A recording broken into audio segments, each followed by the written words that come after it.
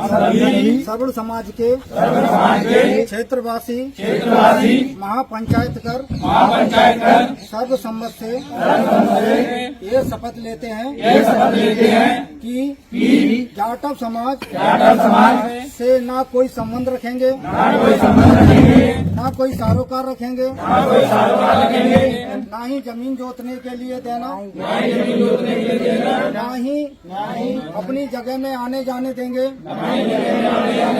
यह वीडियो यह बताता है कि सवर्ण समाज के लोग किसी एक शहर में शपथ ले रहे हैं और वो जाटव जाति जो कि अनुसूचित जाति या दलित जाति में आती है उसका सामाजिक और आर्थिक बहिष्कार कर रहे हैं और उसकी शपथ ले रहे हैं।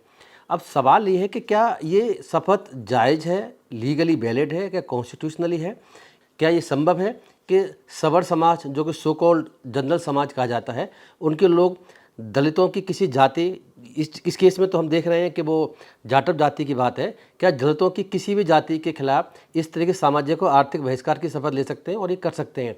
क्या संविधान में प्रोविजंस है, क्या कोई और कानून है जो इसको अपराध बनाता है या नहीं बनाता है, क्या पोजीशन है? हम इस वीडियो के लीगल एस्पेक्ट को लेकर के आज चर्चा करेंगे। संविधान अपनी प्रस्तावना में साफ कहता है कि सभी व्यक्तियों को चाहिए कि वो भाईचारा देश में बनाए रखें। आर्टिकल 17 को प्रभावी रूप देने के लिए सबसे पहले सिविल राइट्स एक्ट 1955 में लाया गया था और उसके बाद में SC/ST एक्ट 1989 में लाया गया है। 1989 के SC एक्ट की अगर पहले हम बात करें तो उसमें सामाजिक बॉयकॉट या आर्थिक बॉयकॉट या दोनों को अपराध घोषित किया गया है। SC एक्ट की धारा 3(1)(z)(c) SC या ST के सामाजिक या आर्थिक बहिष्कार को अपराध घोषित करती है और इसमें कम से कम 6 महीने की सज़ा और 5 साल तक की सज़ा तक का प्रावधान है। तो ये SC एक्ट सामाजिक या आर्थिक बहिष्कार को रोकता है और उसको अपराध घोषित करता है। ये धारा 3(1)(z) ये कहती है कि whoever imposes or threatens a social or economic boycott of any person or a family or a group belonging to a social cause or social tribe shall be considered to be an offense। तो ये जो boycott इस case में हम देख रहे हैं video में कि गांव के कुछ लोग हैं जो अपने आप को सवर्ण समाज के कह रहे हैं और वो ये कह रहे हैं कि हम जाटव समाज के लोगों का बहिष्कार करेंगे, वो अपने खेतों में नहीं आने देंगे, वो कोई लेन देन उनसे नहीं करेंगे, इस तरह की बातों को वो कर रहे हैं। तो ये निश्चित रूप से सामाजिक आर्थिक बहिष्कार की कैटेगरी में आता है। सामाजिक या आर्थिक बहिष्कार को SC एक्ट में डिफाइन भी किया गया है। अगर हम आर्थिक बहिष्कार की बात करें तो वो बहिष्कार 2BC में डिफाइन किया गया है और ये जो बॉयकॉट कर रहे हैं इकोनॉमिकली तो वो बॉयकॉट इस कैटेगरी में फॉल करता है और वो 3(1)(z)(c) के तहत ऑफेंस भी है।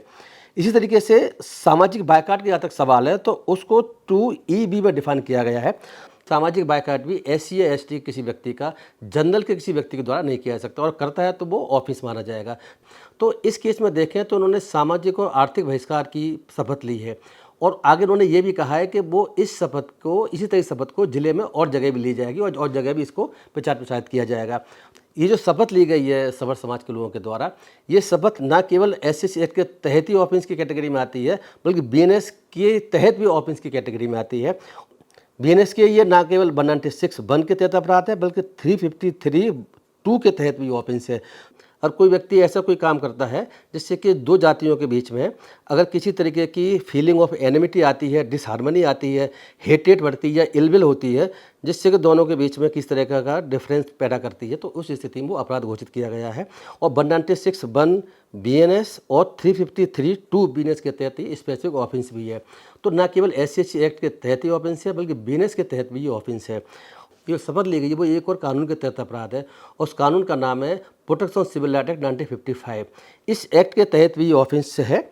इस एक्ट के सेक्शन 4 में पनिशमेंट दिया गया है फॉर इन्फोर्सिंग सोशल डिसेबिलिटी। अगर सोशल डिसेबिलिटी किसी में अगर इन्फोर्स की जाती है तो उस स्थिति में ऑफेंस है। हम जैसे बताया कि इसमें सामाजिक रूप से बहिष्कार किया गया है।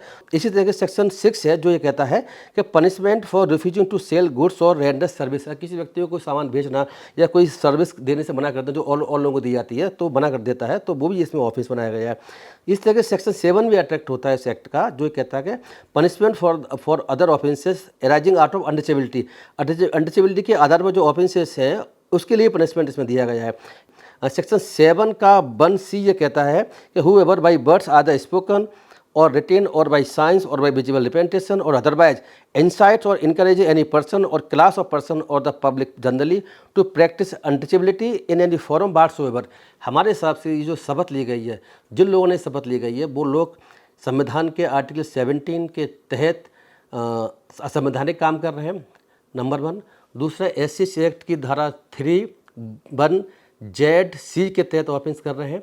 उसके अलावा सिविल राइट्स एक्ट की धारा 4, 6 और 7 के तहत ऑफेंस कर रहे हैं।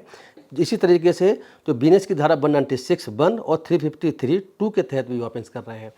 एक बात और इम्पोर्टेंट है, पुलिस को इसमें एफआईआर जरूर करनी चाहिए, क्योंकि ये ऐसी इंसिडेंट है जो कि आगे और फैल सकती है, क्योंकि वो खुद लोग कह रहे हैं शपथ लेते समय कि हम इस ज़िले में और जगह मीटिंग कर करके पंचायत करके इस तरह की शपथ दिलाएंगे और लोगों को समझाएंगे कि इन लोगों के साथ में इस तरह का व्यवहार करें और कि इनका बायकॉट करें, तो आगे और ना फैल ये घटना। तो इसे ज़रूरी है कि पुलिस तुरंत इसमें एफआईआर करे और एफआईआर करके कानून के तहत जो भी कार्रवाई हो सकती हो वो कार्रवाई करे। इस वीडियो में इतना ही, अगले वीडियो में मिलेंगे। धन्यवाद।